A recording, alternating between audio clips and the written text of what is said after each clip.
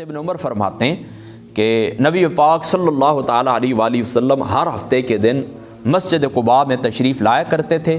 ٹھیک ہے. یاتی مسجد قباء کل سبت ماشیوں و راکبہ. کبھی حضور پیدل تشریف لاتے اور کبھی حضور علیہ الصلوۃ والسلام سوار ہو کر تشریف فرماتے. فیصلی فی رکعتین. حضور علیہ الصلوۃ والسلام پھر اس طرح کرتے کہ وہاں پر حضور علیہ الصلوۃ والسلام 2 رکعات نماز ادا فرمایا کرتے تھے. اس سے ایک بات کا یہ ثبوت بھی ملتا ہے کہ نفلی عبادت کے لیے اپنی طرف سے دن مقرر کرنا جائز ہے. دیکھیں اللہ تعالیٰ کی ذات اقدس نے تو رسول اللہ کو حکم نہیں دیا نا کہ آپ اس طرح کریں.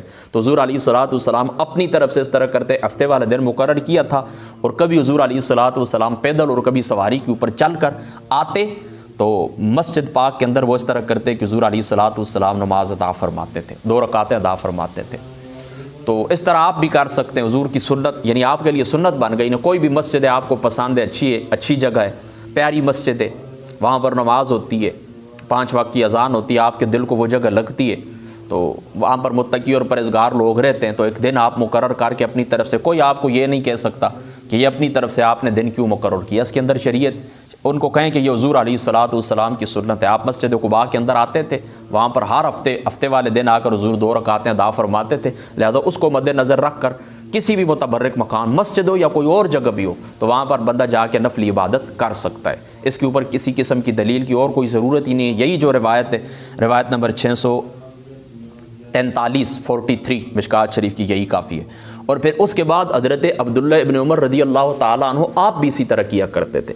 حضرت عبداللہ ابن عمر رضی اللہ تعالیٰ عنہ, یہ مسجد مدینہ پاک سے قدر فاصلے کے اوپر ہے. حضور علیہ الصلوۃ والسلام جس وقت ہجرت فرما کر نا, ہجرت کے جو ایام تھے ابتدائی ایام, تو حضور علیہ الصلوۃ والسلام نے تو مدینہ منورہ تشریف لانے سے پہلے حضور علیہ الصلوۃ والسلام نے اس جگہ کے اوپر قیام بھی فرمایا اور حضور علیہ الصلوۃ والسلام نے اس جگہ کے اوپر یہ مسجد بھی تعمیر فرمائی. اور قرآن کے اندر جو اللہ تعالیٰ سورۃ التوبہ کے اندر یہ فرماتے ہیں نا کہ یہ وہ مسجد ہے کہ جس کی ابتدا دن سے ہی, پہلے دن سے ہی جس کی بنیاد تقوی کے اوپر رکھی گئی ہے. تو تقوی کے اوپر جس مسجد کی بنیاد رکھی گئی ہے, جمہور مفسرین فرماتے ہیں کہ یہاں پر مراد کیا ہے, یہاں پر مسجد قباء مراد ہے. مسجد قباء مراد ہے. یعنی یہ آیت یہ شریفہ مسجد قباء کی شان کے اندر نازل ہوئی ہے. تو آقا علیہ الصلوۃ والسلام کا یہ معمول تھا کہ حضور علیہ الصلوۃ والسلام ہر ہفتے والے دن حضور علیہ الصلوۃ والسلام سوار کبھی پیدل مسجد قباء کے اندر تشریف لاتے اور وہاں پر 2 رکعتیں حضور علیہ الصلوۃ والسلام ادا فرمایا کرتے تھے. آگے بڑھیے. روایت نمبر 644 حضرت ابو ہریرہ فرماتے ہیں قال رسول اللہ صلی اللہ تعالیٰ علیہ وسلم احب البلاد الی اللہ مساجدہا. اللہ تعالیٰ کے نزدیک سب سے پسندیدہ جگہ کون سی ہیں؟ مسجدیں. وابغض البلاد الی اللہ اسواقہا. اور ناپسندیدہ جگہ اللہ تعالیٰ کی کون سی ہیں؟ وہ بازار ہیں. اس کی وجہ یہ ہے کہ مسجدیں جو ہوتی ہیں وہ اللہ تعالیٰ کے ذکر کی جگہ ہوتی ہیں. مسجدیں کیا ہوتی ہیں؟ اللہ تعالیٰ کے ذکر کی جگہ ہوتی ہیں. یہاں پر جو شخص بھی آتا ہے تو ذکر کرنے کی نیت سے آتا ہے کہ میں اللہ تعالیٰ کا ذکر کروں گا. نماز کے لیے آتا ہے, تہجد کے لیے آتا ہے, اوابین کے لیے آتا ہے, چاشت اشتراک کے لیے آتا ہے, ذکر کے لیے آتا ہے. تو یہ جگہ اللہ تعالیٰ کی یقیناً پسندیدہ ہیں.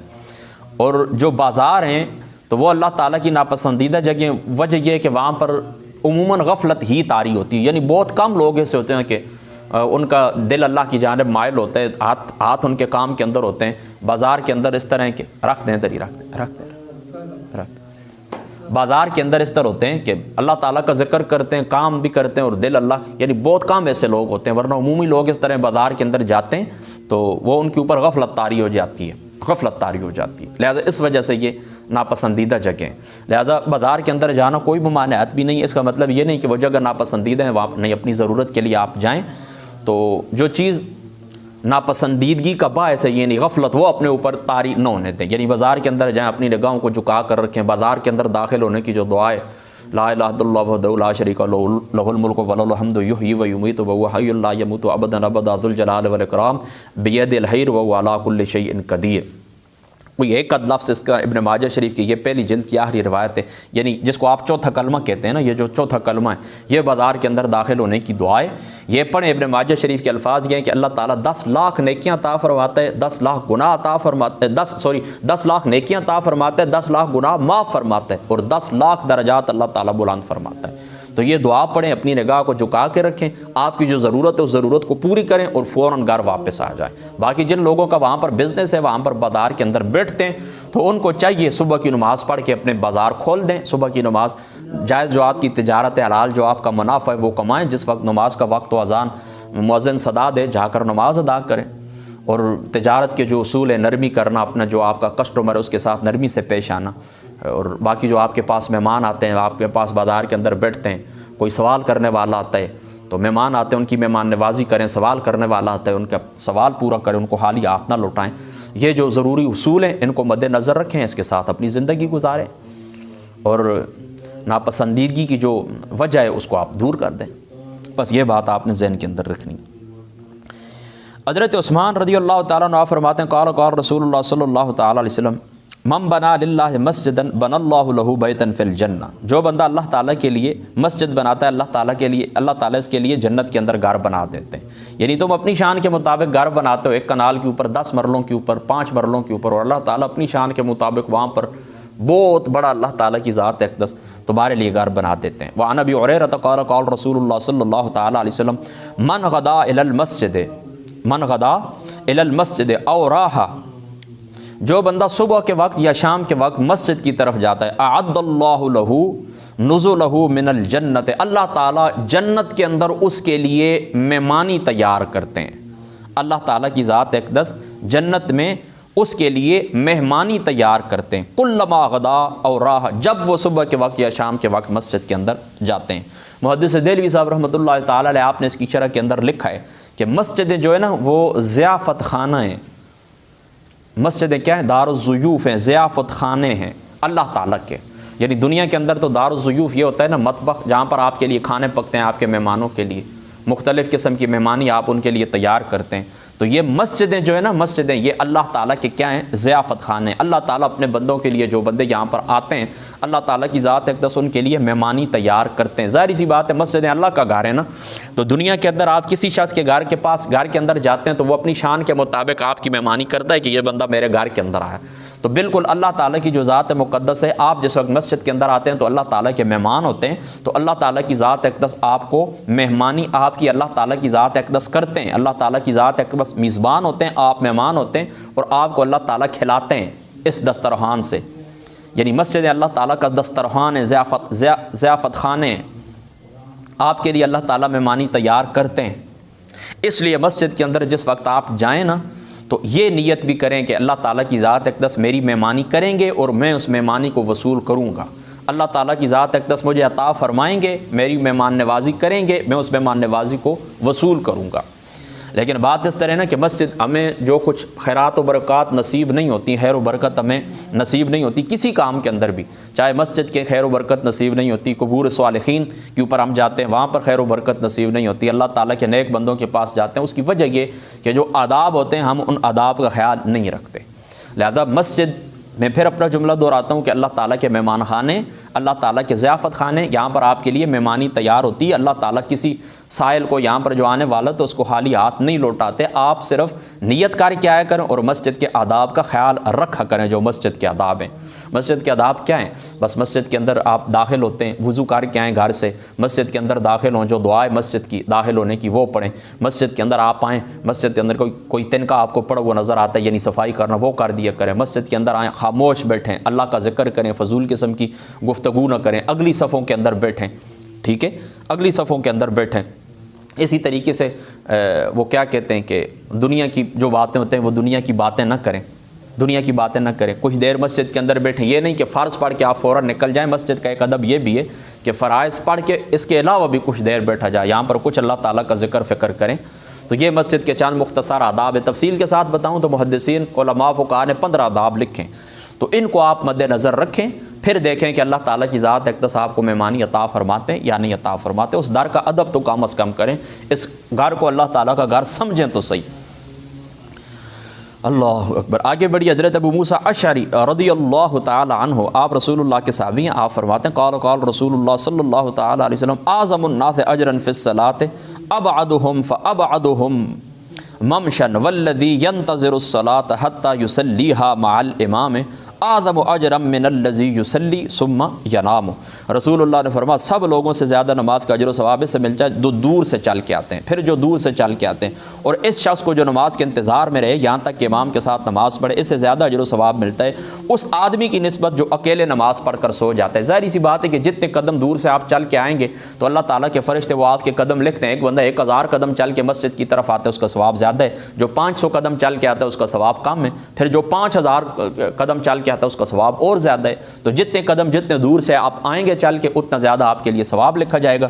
اور یہ جو حدیث پاک کے الفاظ ہیں کہ جو بندہ نماز کے انتظار میں رہتا ہے پھر امام کے ساتھ وہ اس طرح کرتے ہیں نماز پڑھتا ہے، اس کا ثواب اس سے زیادہ ہے کہ جو نماز اکیلے پڑھ کے سو جاتا ہے۔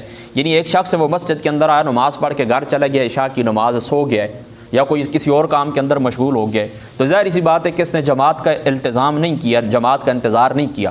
اور ایک آدمی آیا کہ وہ آ کے بیٹھتا ہے مسجد کے اندر 10 منٹ ہیں 20 منٹ ہیں، نماز کا وہ انتظار کرتا ہے، اس کے بعد امام صاحب نکلتے ہیں، وہ امام صاحب کے ساتھ نماز ادا کرتا ہے، تو ظاہر سی بات ہے اس کو جماعت کا ثواب زیادہ ملے گا۔ اور جو بندہ اکیلے اپنی نماز پڑھ کے چلے گیا اس کو ایک نماز کا ثواب ہے، اس کو 25 نمازوں کا ثواب ہے، تو اس کا ثواب زیادہ ہے۔ اس نے جو انتظار کیا اس کا الگ ثواب ہے، مسجد کے اندر جو بیٹھا رہا ذکر فکر کرتا رہے اس کا الگ ثواب ہے۔ حضرت جابر رضی اللہ تعالیٰ عنہ آپ فرماتے ہیں کہ خلط البقاء حول المسجد، مسجد نبوی کے ارد گرد کچھ مکان خالی ہو گئے، یعنی کچھ لوگ دنیا سے چلے گئے ہوں گے یا دوسرے مقام کی طرف ہجرت کر گئے ہوں گے، تو مسجد نبوی کے قریب کچھ مقام خالی ہو گئے۔ فاراد بنو سلمہ نے ارادہ کیا کہ ان تنتقلوا قرب المسجد، ہم مسجد کے قریب مکان لے لیتے ہیں، مسجد کے قریب منتقل ہو جاتے ہیں۔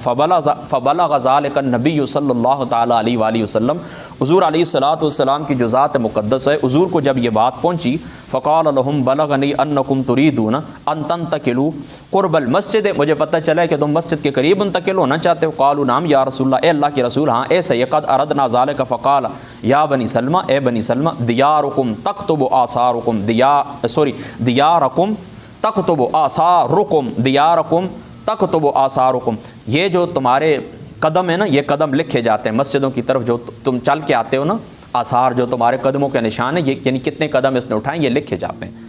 لہٰذا پھر انہوں نے اس طرح کیا کہ مسجد کے قریب منتقل ہونے کا انہوں نے ارادہ چھوڑ دیا، یعنی جتنا دور سے بندہ چل کے آتا ہے نا جتنا دور سے تو کیا ہوتا ہے کہ اتنا زیادہ ثواب ملتا ہے۔ تو انہوں نے کہا کہ چلو یار اس طرح ہے کہ مسجد نبوی کے قریب مکان خالی ہو گئے، مسجد کے قریب چلے جاتے ہیں نماز میں آسانی ہوگی۔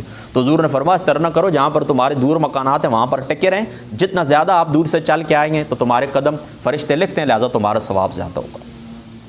حضرت ابو ہریرہ رضی اللہ تعالیٰ عنہ آپ فرماتے ہیں کہ سبعۃ، رسول اللہ نے فرمایا قال رسول اللہ صلی اللہ علیہ وسلم سبعۃ یظلہم اللہ فی ظلہ یوم لا ظل الا ظلہ، اللہ تعالیٰ قیامت والے دن ان کو اپنے سائے کے اندر جگہ دے گا، یعنی اپنی رحمت کے سائے کے اندر یا اپنے عرش کے سائے کے اندر اللہ تعالیٰ ان کو جگہ دے گا۔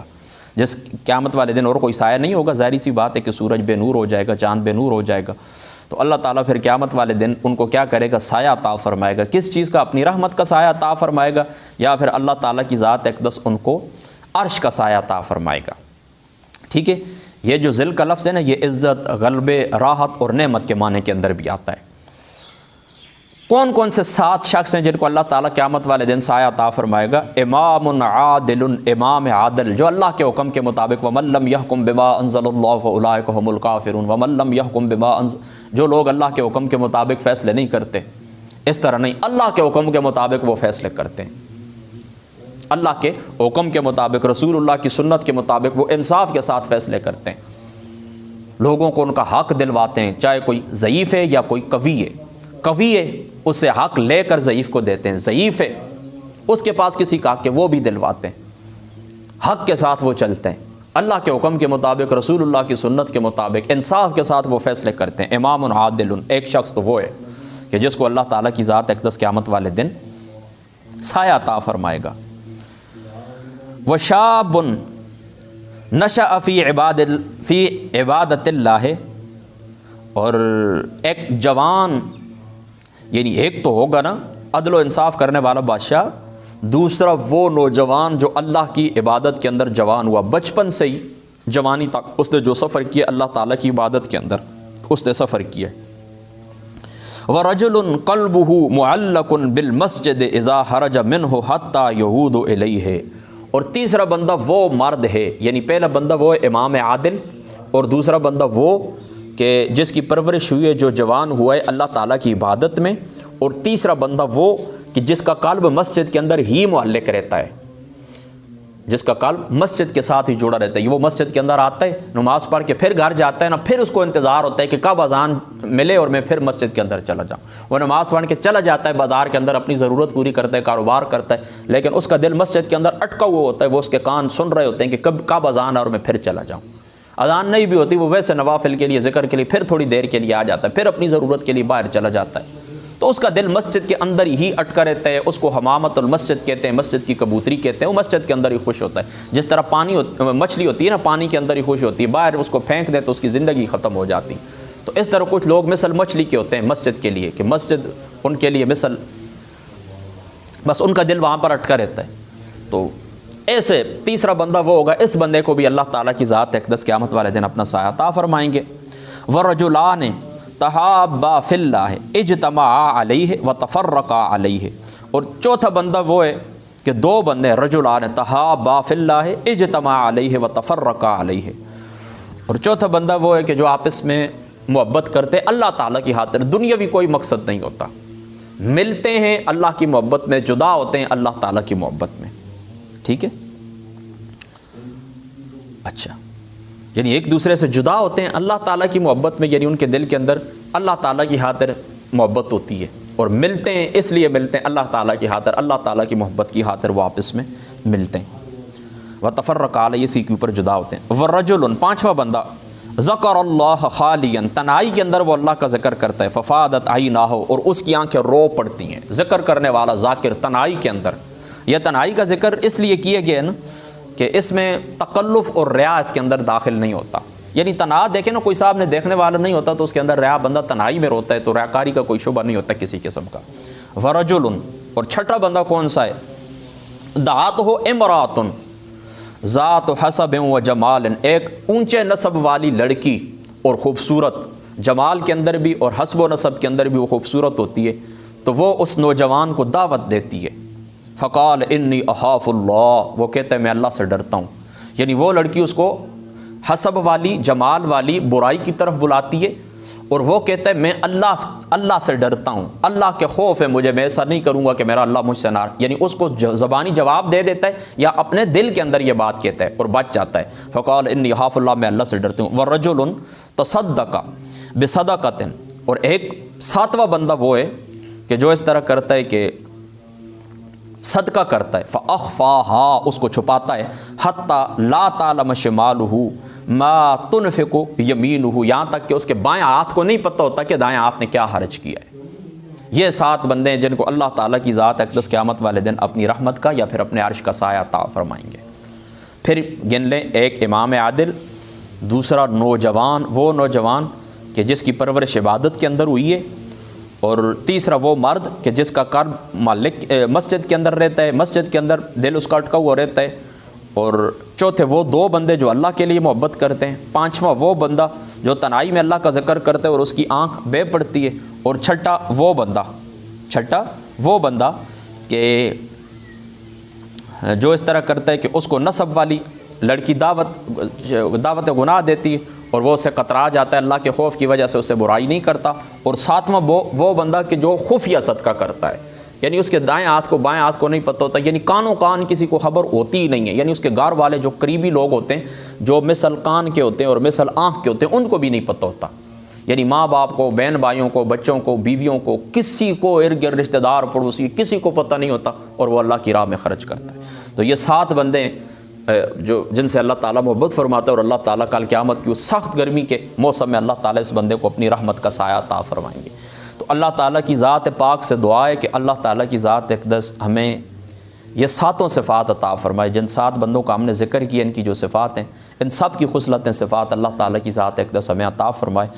آج رمضان المبارک کی 29 تاریخ ہے اور 1444 ہجری ہے، اور 20 اپریل سن 2023 جمعرات کا دن ہے۔